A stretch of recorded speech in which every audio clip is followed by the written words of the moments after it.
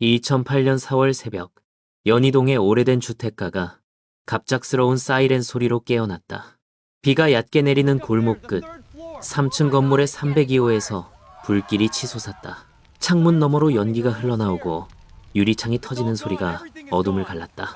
몇 분 후 화염은 진압되었지만 공기는 여전히 타버린 플라스틱과 기름의 냄새로 눅눅했다. 그 불길 속에서 한 여자가 죽어 있었다. 방 한가운데 몸을 접은 채 쓰러진 채로. 얼굴은 알아볼 수 없을 정도로 그을렸지만 자세만큼은 기이하게 단정했다. 마치 마지막 순간까지 뭔가를 붙잡으려 한 듯. 사람들은 말했다. 사고겠지? 전기 합선 같은 거. 어떡해. 그러나 누가 수사관의 들어왔어? 눈은 달랐다. 괜찮아? 문틀에는 억지로 비틀린 자국이 있었고 없어진 거 바닥에는 불이 퍼지기 전에 점화 흔적이 남아 있었다. 냄새는 석유계였다. 불이 아니라 누군가의 손이 만든 화염이었다. 그 순간 공기 속에서 또 하나의 진실이 피어올랐다. 누군가가 죄를 감추기 위해 불을 켰다는 냉정한 직감. 그리고 바로 그 지점에서 의의 목소리처럼 느껴지는 도덕적 서늘함이 깃든다. 그녀는 불로 모든 걸 지울 수 있다고 믿었을 것이다. 그러나 불은 죄를 삼키지 않는다.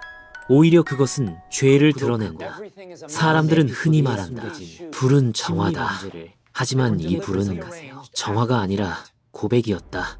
조사 결과 피해자는 26세의 여성 유나리. 근처 소주집에서 아르바이트를 하며 혼자 살았다. 이웃들은 그녀를 조용한 사람이라 말했다. 밤늦게 귀가했고 문 안쪽에는 낡은 신발 2켤레가 늘 가지런히 놓여 있었다. 현장은 평범했다.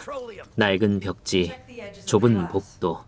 그러나 불이 남긴 흔적은 평범하지 않았다. 천장 근처의 그을음은 중심에서 퍼지지 않았다. 불이 자연적으로 번진 게 아니라 누군가가 방향을 정해 뿌린 흔적이었다. 형사들은 내부에서 발견된 흔적들을 수집했다. 유리 파편에 묻은 미세한 석유 찌꺼기, 창틀에 남은 긁힘, 그리고 방 안쪽 콘센트 옆에서 발견된 라이터 조각. 그것들은 마치 사고가 아니다라고 속삭이는 증거였다. 연희동의 주민들은 속삭였다. 그 여자는 돈을 빌렸대. 며칠 전 누군가랑 싸우는 걸 봤어. 그 말들이 공기 속에서 증발하듯 흩어졌지만 경찰은 그 속에서 냉정하게 하나의 실마리를 잡았다. 살인의 냄새. 불이 꺼지고 새벽의 공기가 차가워질수록 진실은 서서히 드러났다. 그리고 그 진실은 불보다 훨씬 냉정했다. 그녀는 불에 죽었지만 누군가는 불로 살아남았다. 그 불길 속에서 죄는 잠시 잠들었을 뿐이었다.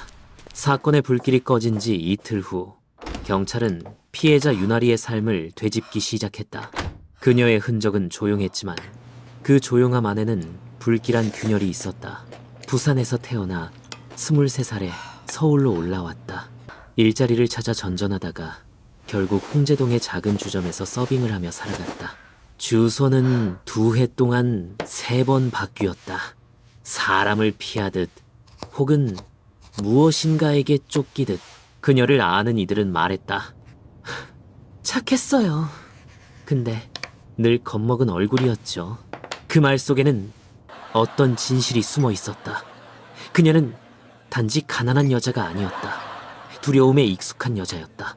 여기서 기자의 기록은 한 줄의 도덕적 결론처럼 흘러든다. 겁을 먹고 산다는 건 죄가 아니다. 하지만 누군가 그 겁을 이용했다면 그건 인간의 얼굴을 한 짐승의 짓이다. 경찰은 그녀의 일상을 되짚었다. 매일 오후 4시 출근, 새벽 1시 귀가, 혼자 식사하고 혼자 잠들었다. 통화 기록에는 단 3명의 이름만 남아있었다. 주점의 사장 김준호, 동료 박혜진, 그리고 연락처가 선배로 저장된 한 남자.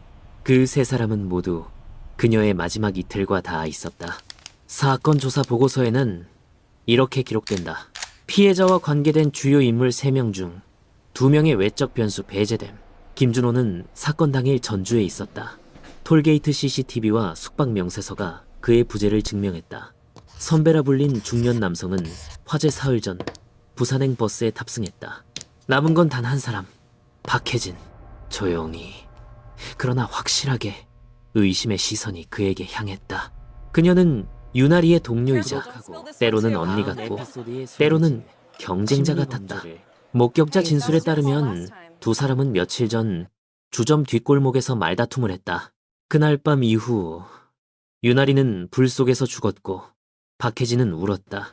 울음은 진심 같았다. 하지만 이상하게 공허했다.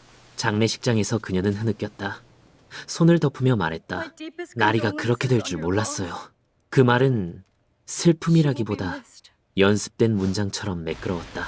수사팀은 그녀의 주변을 조용히 감시했다. 핸드폰 메시지는 하루에도 몇 번씩 삭제되었고 쓰던 노트북은 포맷된 상태였다. 쓰레기통에서 발견된 작은 플라스틱 조각들, 그리고 반쯤 탄 향수병. 그것들은 마치 증거라는 단어를 모른 채 태운 듯한 흔적이었다. 그녀는 기자의 눈에 자신을 연기하는 사람처럼 보였다. 슬픔을 보여주되 고통은 숨겼다. 마치 세상에 증명해야 할 감정이라도 있는 듯했다. 기록은 이렇게 말한다. 감정적 반응과도 자발적 기억 삭제 반복, 심리적 회피 가능성 높음.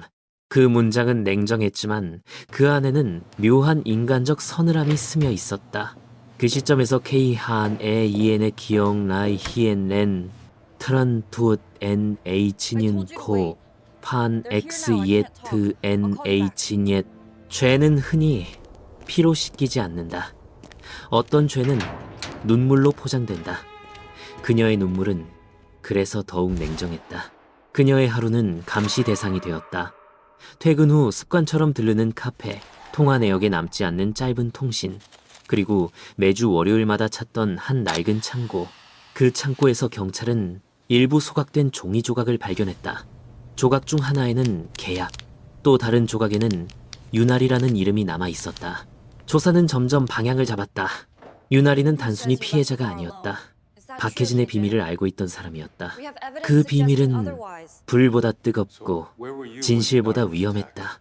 그날 이후 박혜진은 경찰의 조용한 용의자가 되었다. 그녀는 부인하지 않았다. 하지만 묻는 말마다 미세한 지연이 있었다. 기억을 더듬는 듯 했지만 그건 기억을 만드는 시간이기도 했다. 그녀의 집에서는 불타지 않은 몇 가지가 발견되었다. 수첩 한 권, 짧은 쪽지, 그리고 사진 한 장. 사진 속 두 여자는 웃고 있었다. 하지만 그 웃음은 오래된 균열 위에 서 있었다. 형사기록 마지막 줄에는 이렇게 적혔다. 용의자 박혜진, 감정 통제 가능, 범행 동기 추정, 명예, 두려움, 질투.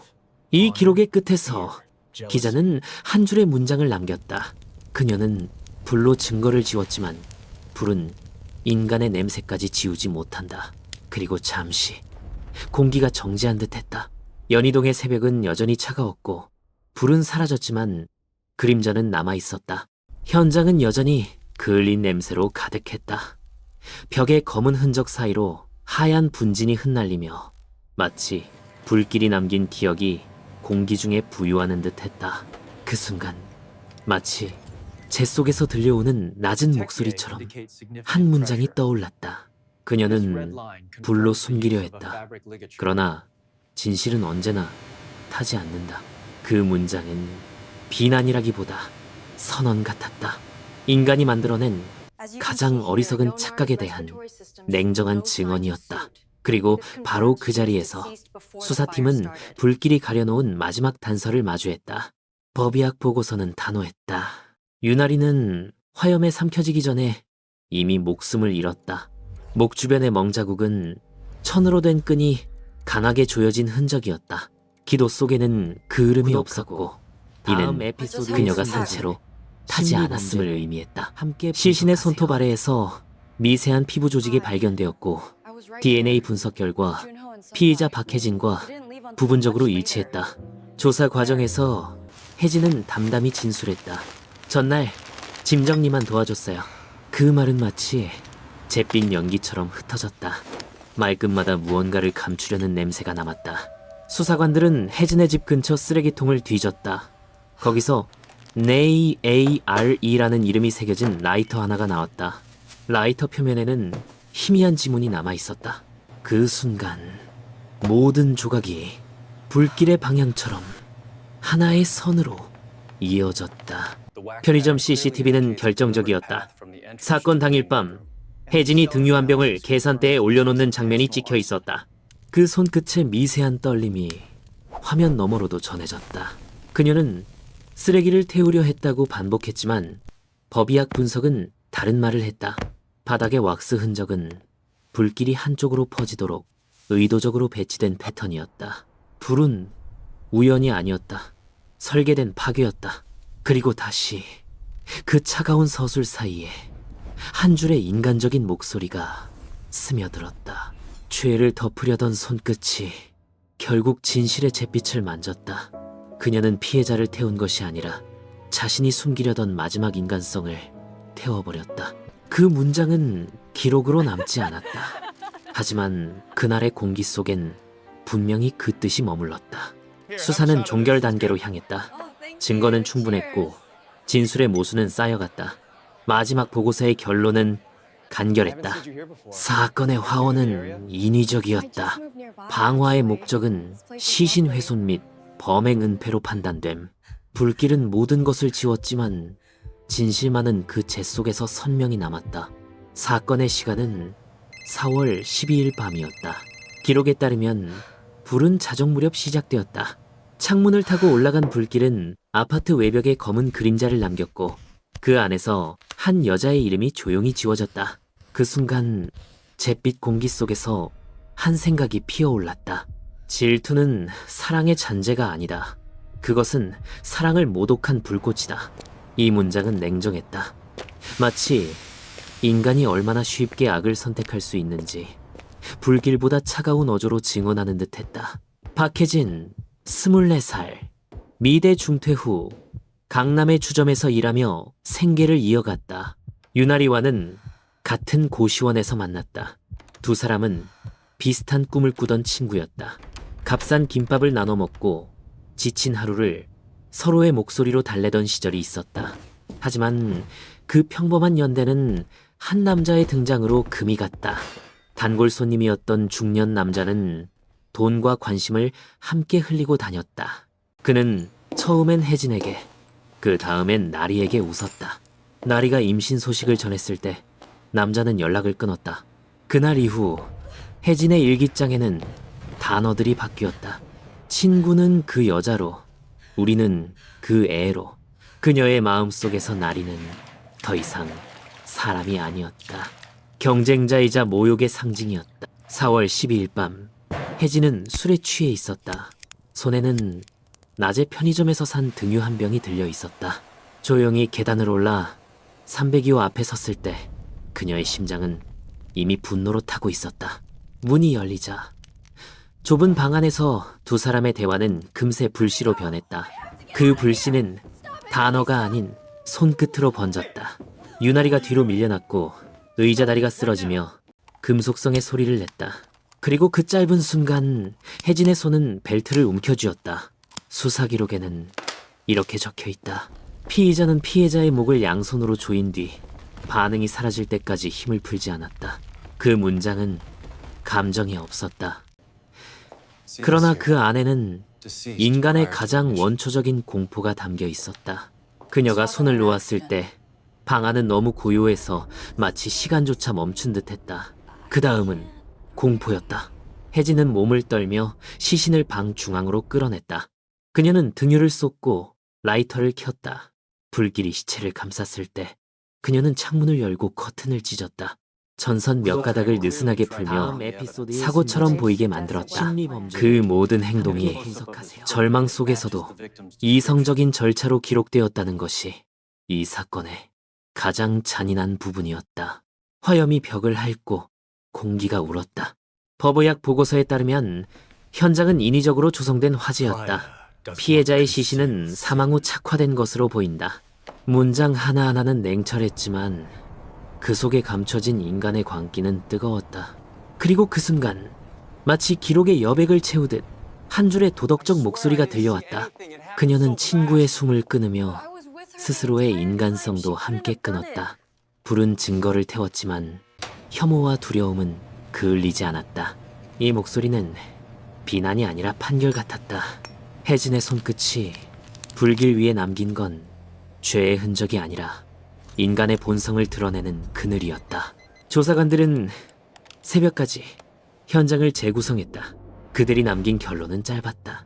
이 사건은 우발적 분노에 의한 타살 및 방화로 규정됨. 피의자는 범행 후 현장 조작을 시도함.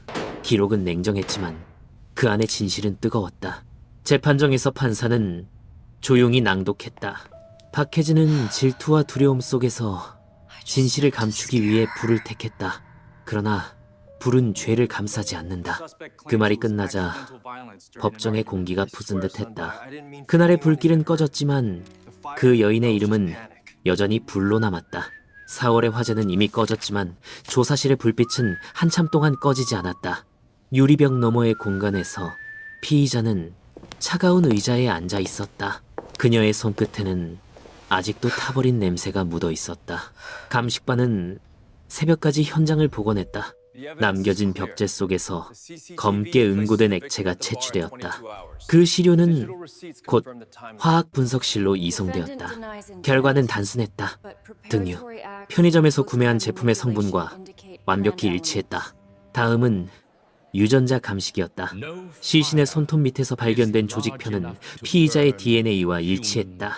범행을 부인하던 그녀는 증거의 무게 앞에서 시선을 내렸다. 겁을 주려 했을 뿐이에요. 그 한 문장은 이미 법의 기록 속에서 어떤 의미도 갖지 못했다. 조사관의 보고서에는 이렇게 적혀있다. 피의자는 피해자와 말다툼 도중 우발적으로 폭력을 행사했다고 진술함. 이후 범행 은폐 목적으로 방화를 시도함. 보고서의 문장들은 감정이 없었다. 그러나 그것이야말로 이 사건의 가장 명확한 언어였다.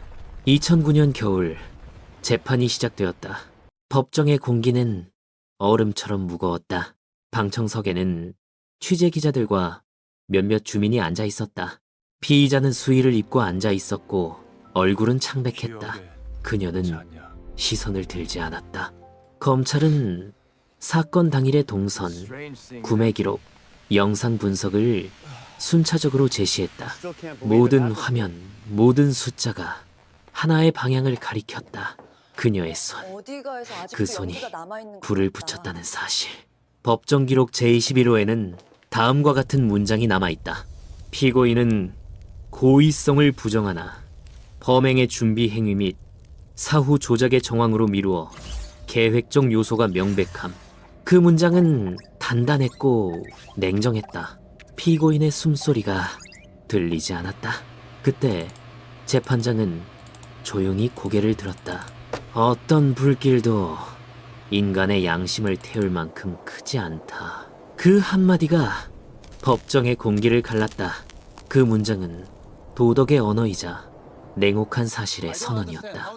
그녀는 고개를 숙였고 입술이 미세하게 떨렸다. 그것이 이 재판에서 유일한 움직임이었다. 구독하고 형이 선고되었다. 무기징역.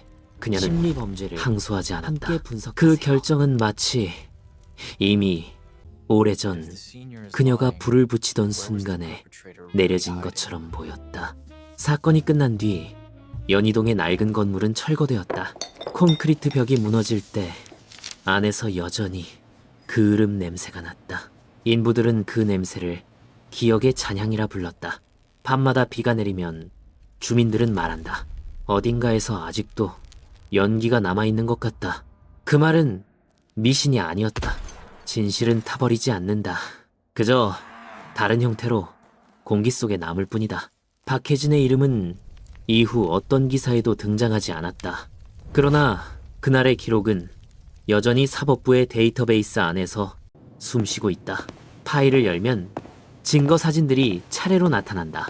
불에 그을린 커튼, 깨진 창틀, 검게 변한 손목시계. 모든 사물은 침묵 속에서도 진술을 이어간다. 그것이 진실의 방식이다. 사건을 마무리한 수사관은 보고서 마지막에 짧은 문장을 남겼다. 피의자의 행동은 공포에서 비롯되었으나 선택은 명백히 의지였다. 그 문장은 형식적이었지만 어쩐지 인간적인 울림이 있었다. 그리고 그 아래 한 줄의 비공식 메모가 남아 있었다. 불은 흔적을 태웠지만 죄의 냄새는 아직 꺼지지 않았다. 결국 이 사건은 한 인간이 자기 내면의 그림자와 싸우다 패배한 기록이었다. 질투는 불이 되었고 그 불은 타인의 생명을 삼킨 뒤 자신을 삼켰다. 재판은 끝났지만 질문은 남았다. 무엇이 인간을 그 지점까지 몰아가는가? 명예인가? 사랑인가? 아니면 스스로 만든 공허인가? 사람들은 여전히 그 건물이 있던 자리를 지날 때 잠시 걸음을 늦춘다. 거기엔 이제 아무것도 없다. 그러나 바람이 불면 재가 된 기억들이 잠시 흩날린다. 그 순간 도시의 어딘가에서 아직도 타고 있는 불이 있다면 그건 인간의 욕망일 것이다. 그녀는 친구의 몸을 태우려 했지만 결국 자신 안의 인간성을 태웠다. 불은 죄를 숨기지 않는다. 그것은 죄를 드러내는 가장 잔혹한 거울이다. 이 문장은 기록의 마지막 줄에 남겨졌다. 재판의 종결을 알리는 문장 위에서 그것은 하나의 경고처럼 빛났다. 사건은 닫혔다. 그러나 진실은 여전히 불길의 형태로 인간을 비추고 있었다.